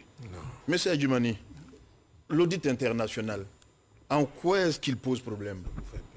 Moi, je n'ai pas dit que je suis opposé à un audit international. Pourquoi je vais m'y opposer? Mais tout à l'heure, je vous ai donné certaines raisons. Bientôt, on ira à des élections. Quel temps l'audit va prendre? Quel temps l'audit va prendre? Les gens sont en train de nous divertir. Vous avez vu le PDCI et les autres partis de l'opposition avaient décidé de participer au débat sur le dialogue politique. Mais à un moment donné, ils ont claqué la porte. Ils en sont sortis. Mais aujourd'hui, on les voit en train de courir pour venir occuper des postes au niveau de la commission électorale indépendante. Mais trop, c'est trop. C'est vrai, on dit que la mauvaise foi est la chose la mieux partagée. Mais on ne va pas s'évertuer chaque fois à attendre les desiderata des uns des autres avant de nous afficher alors qu'on va inexorablement vers la tenue de ces élections-là. Donc nous ne sommes pas opposés, mais nous disons que si ils ont des craintes, ils peuvent les traduire devant la commission électorale indépendante. Mais pas question de dire on va demander que le président actuel démissionne, mais vous allez mettre un autre président. Ce sont les mêmes critiques qui vont être faites. Donc moi je pense qu'aujourd'hui là, si vraiment l'opposition veut aller à des élections, qu'elle s'organise et qu'elle vienne sur le terrain. Nous allons nous frotter et le meilleur va gagner, plutôt que de nous faire perdre du temps inutilement. Donc, oui. Oui, bon. Oui. D'accord. Monsieur Guikaoué, monsieur Assoadou, mais quel est le fondement de vouloir soumettre absolument la liste électorale à un audit international? Quel est le fondement? Est-ce qu'on ne pouvait pas le faire sur place? Globalement, non, parce qu'il faut se faire confiance. Il y a des choses, on est parti à l'extérieur, qu'on ne se fait pas confiance. On a eu des conférences à Pretoria, un peu partout. Quand une situation arrive que la confiance n'existe pas, on fait venir une troisième personne pour être beaucoup plus à l'aise. Mais je veux rappeler, et Big Togo l'a dit tout à l'heure, pour 2% d'erreur, on a démissionné Mambé de la commission électorale indépendante pour le remplacer par Youssou Bakayoko. C'était une affaire de 300 000 personnes. On parlait de listes grises, listes noires, listes blanches. Vous vous souvenez très bien. C'était 300 000 personnes. Ça avait 2% de la liste. Donc, ce que Big Togo dit, ce n'est pas le pourcentage, on l'a même dépassé. Deuxièmement, on ne dit pas d'auditer la liste depuis 2010, on dit la révision de 2020. Parce qu'à Djoumani, une conférence a dit qu'ils allaient inscrire les étrangers et on a retrouvé les étrangers. Donc, ça veut dire qu'on a un échantillon d'étrangers, donc ça veut dire que les étrangers sont partout. Donc, on a audité. Voilà, il a même dit qu'il n'a pas honte. Ah oui, il y a ça. C'est la liste, c'est l'inscription 2020, pas la liste depuis 2010. Deuxièmement, le PDCI, qu'il se trompe, le PDCI est prêt à aller aux élections. Mais c'est le gouvernement qui ne veut pas qu'on aille aux élections. La Cour africaine leur a dit des choses à faire sur la CI. Ils le font. On va aux élections. On dit qu'il faut reprendre les CI locales, il faut reprendre la nomination des gens de l'opposition dans la CI centrale. Le PDCI ne court pas. Et on avait un poste, quand la Cour africaine a répondu, on a nommé Bamba Siaka. On a dit que tant qu'un certain nombre de conditions ne sont pas remplies, il ne prête pas serment. Donc Bamba Siaka n'a pas prêté serment, on n'a pas l'attitude de quelqu'un qui court. Le PDCI a fait sa convention à son candidat, veut aller aux élections. Maintenant, j'attends souvent le RADP dire c'est pas la CI. Mais c'est pas la CI où on gagne les élections. Mais ils n'ont qu'à rendre ça transparent. Il faut que tout le monde soit en confiance. Et puis on va aller sur le terrain. Nous, on a battu la campagne de Ouattara, quelle que soit la personne de RADP qui va être candidate. Elle sera battue. Non, nous, on n'a aucun problème. On va gagner les élections. Mais on veut que la CI soit transparente pour éviter encore une crise post-électorale. Donc, que le gouvernement accède aux ordonnances de la Cour africaine des droits de l'homme et des peuples, et puis ils font ce qu'ils ont à faire. On a vers la fin septembre pour sortir la liste électorale définitive. Un audit, ça peut se faire en une semaine. Et il manque le dialogue politique. On s'écrit des lettres, on se répond. Et je le dis encore aux Ivoiriens, et c'est ma conviction, je le dis partout où je passe.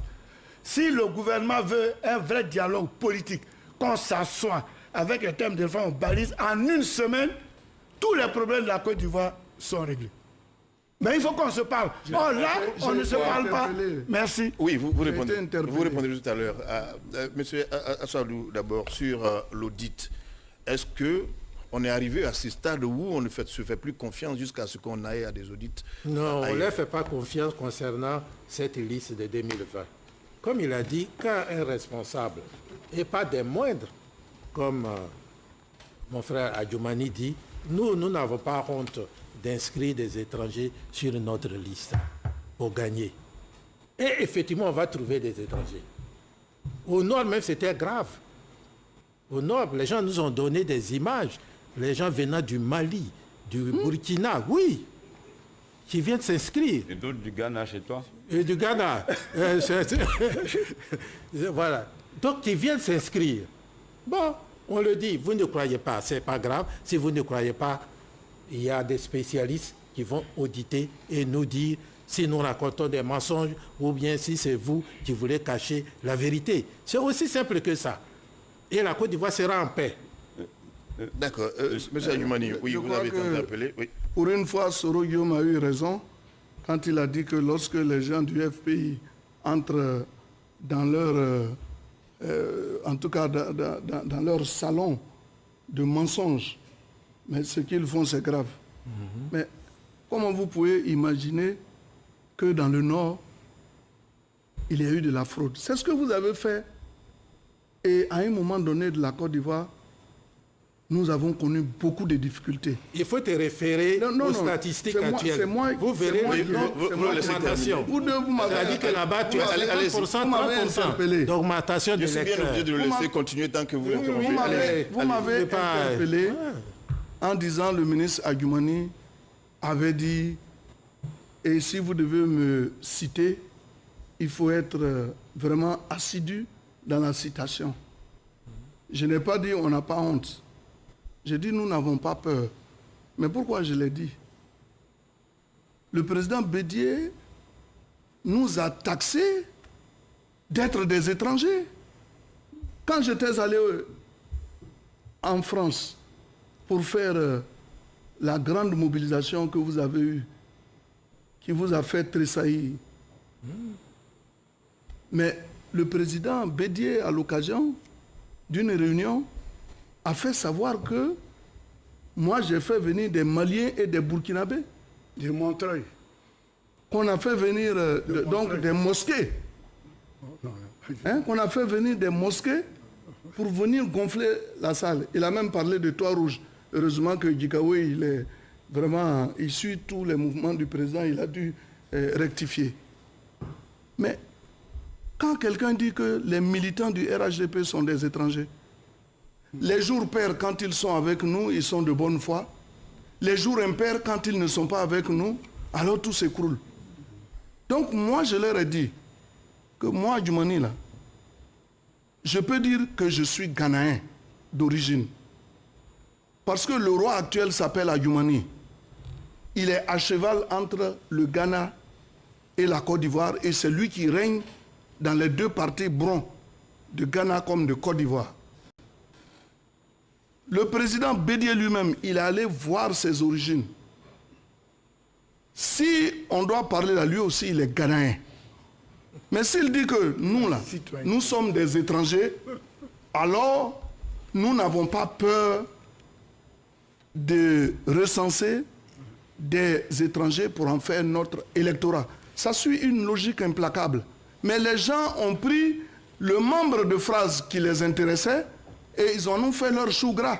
Moi, ça ne me dit rien. Puisque la liste est là, ils peuvent aller eux-mêmes l'auditer et se rendre compte s'il y a des étrangers qui s'y trouvent ou pas. Mais il ne faut pas faire de la mauvaise foi en venant dire ici, c'est Adjoumani qui l'a dit. Mais moi-même, dans le Zanzan, je n'ai pas pu enregistrer des étrangers. Et d'ailleurs, si des étrangers venaient nous voir pour être enregistrés, on allait les chasser parce qu'il s'agit d'un vote exclusivement réservé aux Ivoiriens. À l'époque, avant 1990, c'était autre chose. Mais aujourd'hui, là, nous sommes dans la démocratie. Ce sont les Ivoiriens qui votent.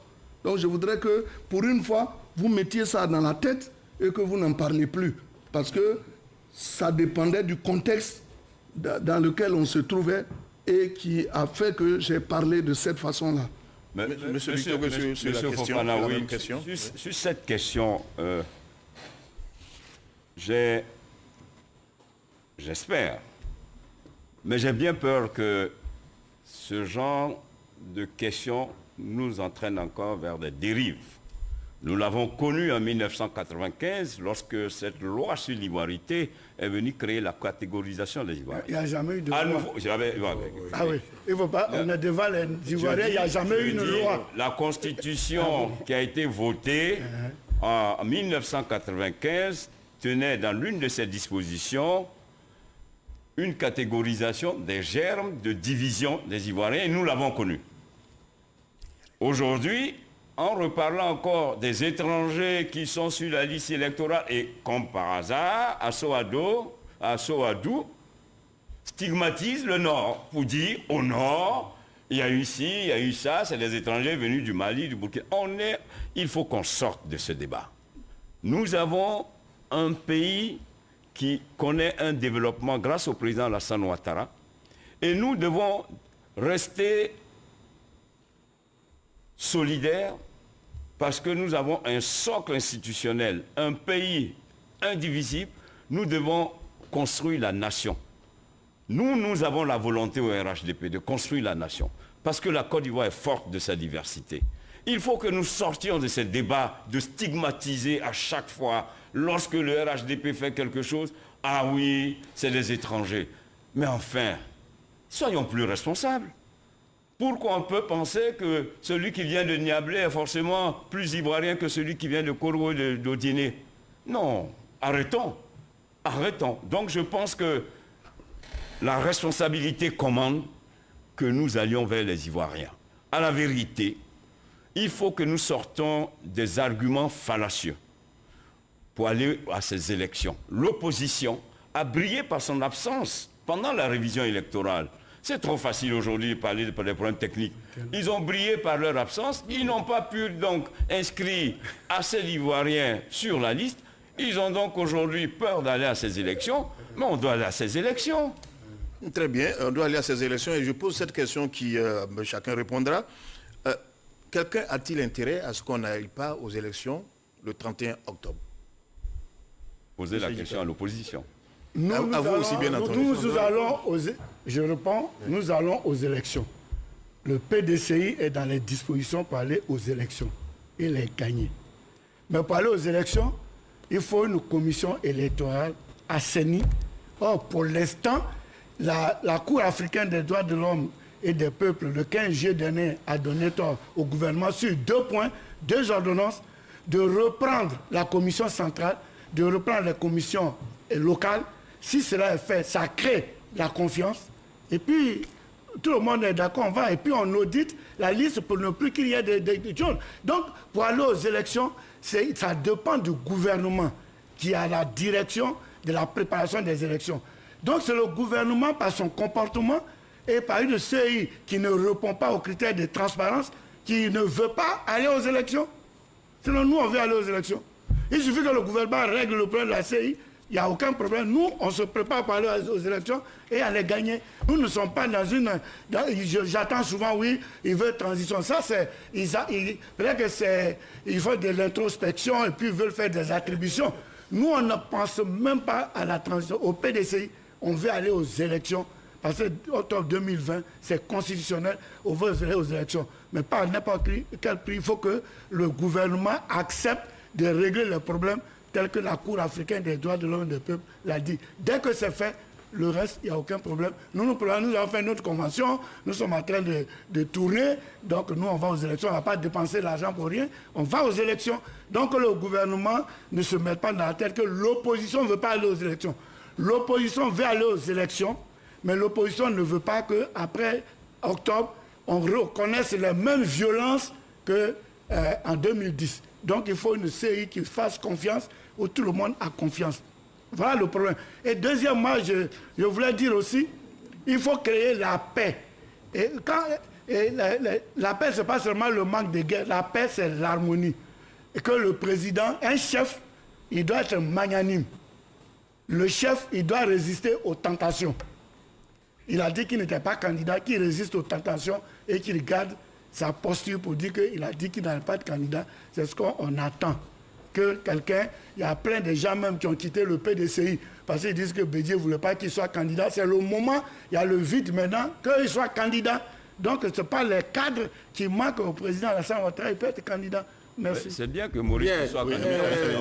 Au lieu de laisser non, c'est ce que je voulais dire. C'est moi qui ai la parole. Oui, allez-y. Il pourrait bien être candidat. Mais il parle en même temps. Le Front populaire ivoirien s'est réuni en congrès en août 2018 sous la présidence de notre regretté feu Sangaré et avait décidé que cette année, nous irons à toutes les élections. Donc nous sommes là pour aller à toutes les élections. C'est pour ça que d'abord nous avons commencé dès février 2019. Le FPR, non, j'arrive. C'est électoral, hein? Non, allez-y, monsieur ça c'est à Fingessan, c'est pas le fait. Ah d'accord, je ne savais pas que... Voilà, nous avons lancé une grande campagne de réconciliation nationale pour apaiser la situation, pour que les Ivoiriens puissent se retrouver et aller aux élections. Quand la CI a dit que les inscriptions sont ouvertes, nous avons lancé une grande campagne que nous avons même appelée inondation électorale, pour que les gens aillent s'inscrire. Donc nous sommes disposés à aller aux élections. Mais on va aux élections en disant que tout est fait correctement. Pas avec des listes truquées.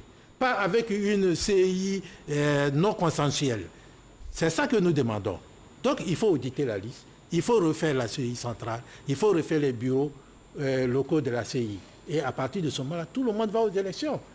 Mais eux, ils ne veulent pas parce qu'ils savent qu'aujourd'hui, sur le plan national, le RHDP unifié est devenu un parti minoritaire, extrêmement minoritaire. Monsieur Fofana, je veux bien répondre. Non, quand un parti minoritaire... Je ne vous ai pas posé des questions. Un parti minoritaire... Je vous ai pas posé des questions. On arrive à vous, c'est monsieur Adjoumani.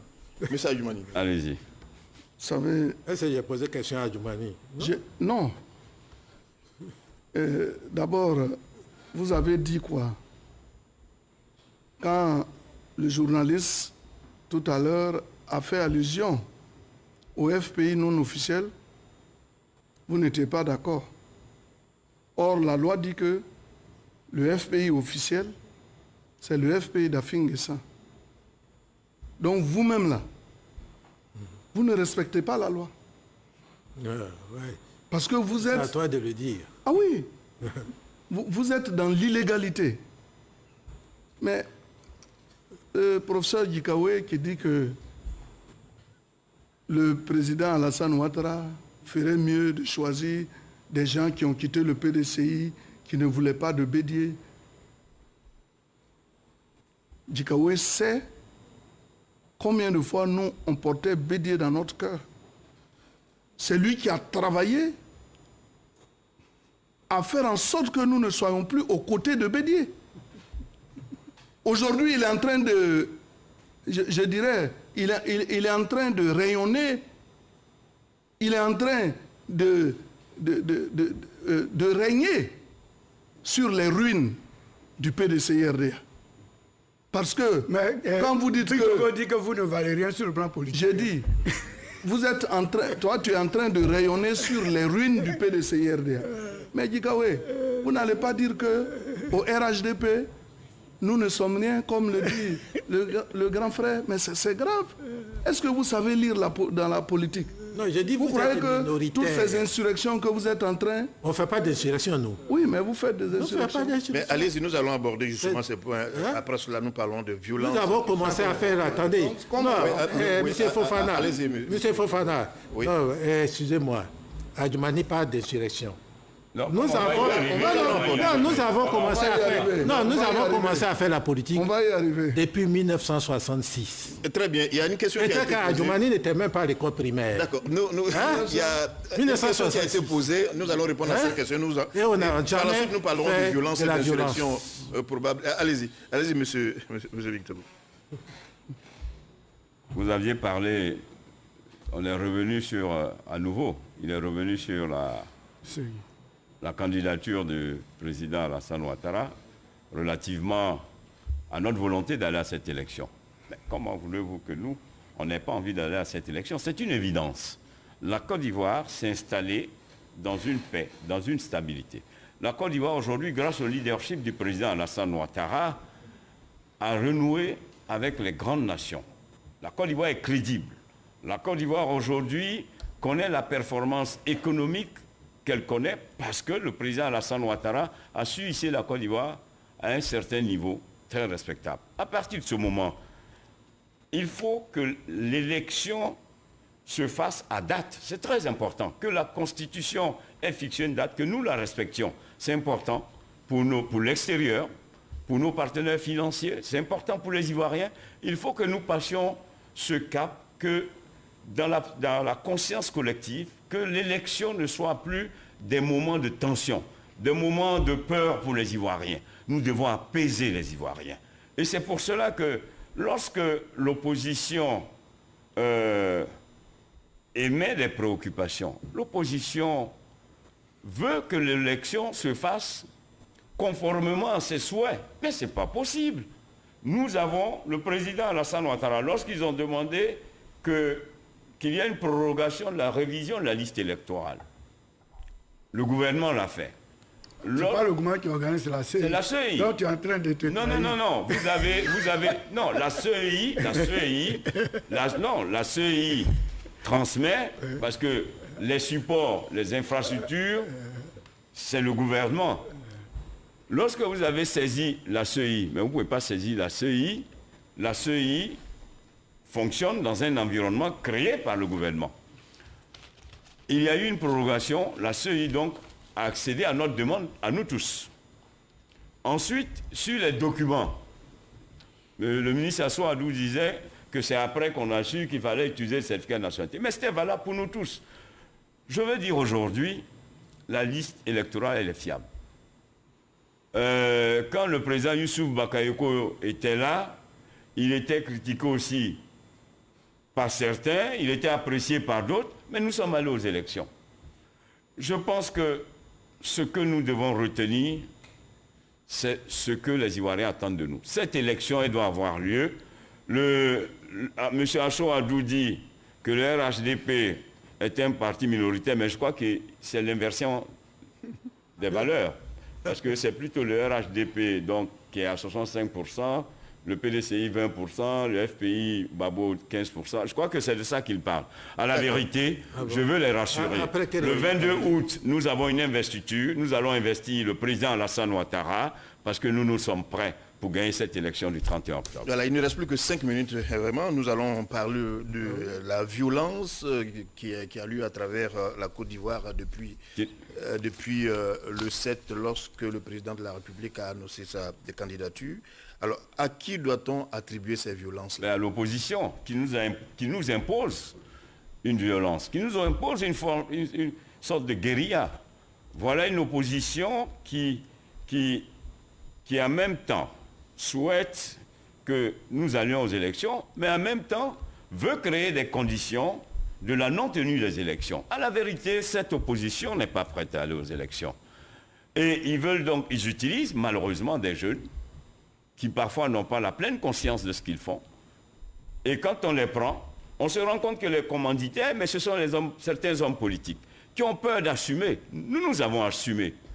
D'accord, on fait un tour sur cette question. Monsieur Moses Kakougi Kaouye, à qui faut-il attribuer ces violences? Quand le président Alassane a annoncé le 6 août, d'abord c'était une erreur, parce que le 6 août, on s'adresse à tous les Ivoiriens, alors qu'il s'adressait à son clan, parce qu'on parle de sa candidature, ça intéresse son clan. Quand il l'a dit, les Ivoiriens, c'est prévu par l'article 20 de la Constitution, on a le droit de manifester. Donc on peut demander une autorisation, on peut informer pour les marches, les informations, les meetings, c'est l'autorisation. Et le pouvoir public est tenu d'encadrer. Or, qu'est-ce qu'on a vu dans ces violences? C'est des gens qui ne sont même pas des forces de l'ordre, qui sortent, des bandits qui rentrent dans les rangs et qui tuent. C'est ça. Quand on dit que l'opposition ne peut pas marcher et puis en même temps faire la violence, elle n'a pas été encadrée. Nous assumons, peut-être que Bitoko n'a pas encore lu, mais aujourd'hui nous avons fait un communiqué, une déclaration pour dire que nous appelons à des marches pacifiques pour continuer d'abord contre la CEI, contre un certain nombre de choses, et ça va commencer par la marche des femmes le vendredi prochain. Donc ça, Vous avez eu l'autorisation? Non, on n'a pas besoin d'autorisation, on a informé la préfecture. Donc c'est là qu'on va voir quel est le degré. Parce que la préfecture a déjà rencontré les femmes 2 fois. C'est là qu'on voit le degré de démocratie. C'est prévu, le policier encadre, les gens ils font 1h30, ils vont chez eux, la marche est finie, on n'a pas besoin de violence. Donc justement, il faut que le pouvoir public encadre ces marches-là. Et dans la législation, pour marcher, on informe de la date, de l'heure, de l'itinéraire, et on s'entend avec la police pour encadrer. Quand c'est un meeting, on demande l'autorisation. Voilà notre législation. Monsieur Ayoumani. Merci. Les violences, vous les attribuez à qui?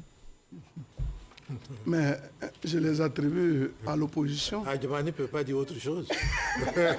Mais, et là-dessus, je vais être clair. Voici une opposition qui demande à ses militants de faire une marche pacifique.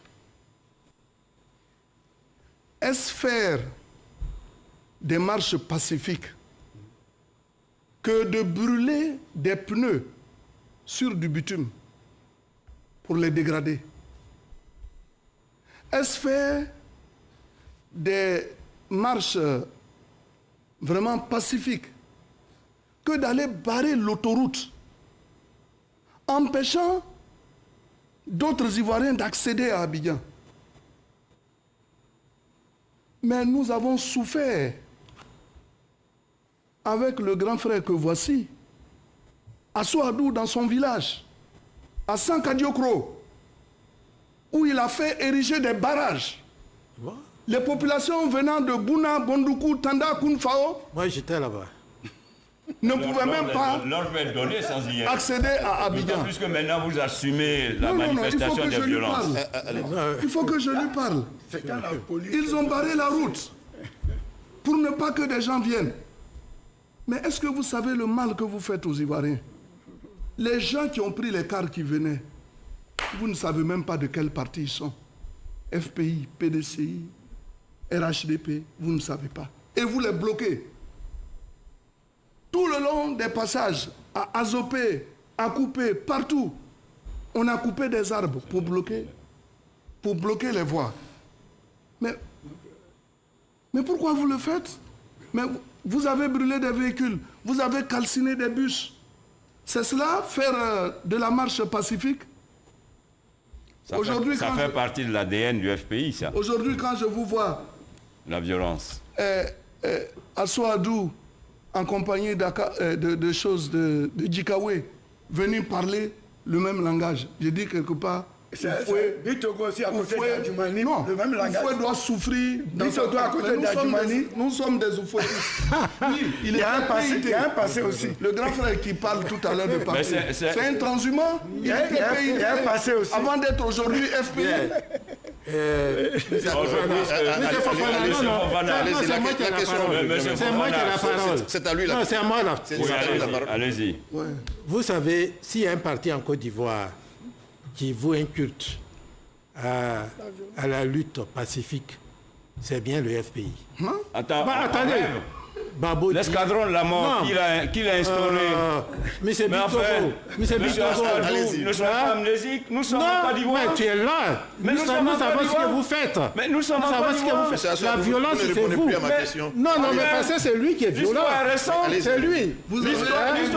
Les tueries en Côte d'Ivoire. Ils ont plus de 60 000 personnes qu'ils ont tuées. Plus de 60 000 personnes. Mais les Ivoiriens sont pas amnésiques, ce que le FPI, qui a instauré la violence à l'université, qui a instauré la violence dans la police, qui a créé l'escadron de la mort. Comme je dis que vous avez institué la mort, la violence. Que nous allons terminer cette émission. Malheureusement, c'est sur ces questions que vous êtes en train de vous poser que nous allons terminer cette émission. Merci à vous, monsieur Assoadou. Merci à vous, monsieur Adjumani. Merci à vous, monsieur Bitogo. Et c'est sur cette note que nous allons terminer l'émission d'aujourd'hui. Merci de nous avoir suivis et à très bientôt sur RTI 1.